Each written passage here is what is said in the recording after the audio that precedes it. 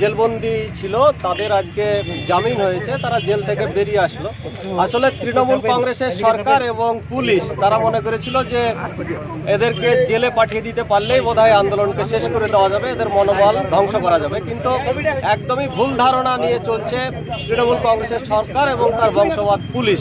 কারণ এখানে দেখছেন যে একদম গ্রামের ক্ষেত মজুর থেকে শুরু করে যারা ছোট ছোট বিভিন্ন পেশার সঙ্গে যুক্ত তারাই আজকে এখানে গ্রেপ্তার হয়েছে, অ্যারেস্ট হয়েছে।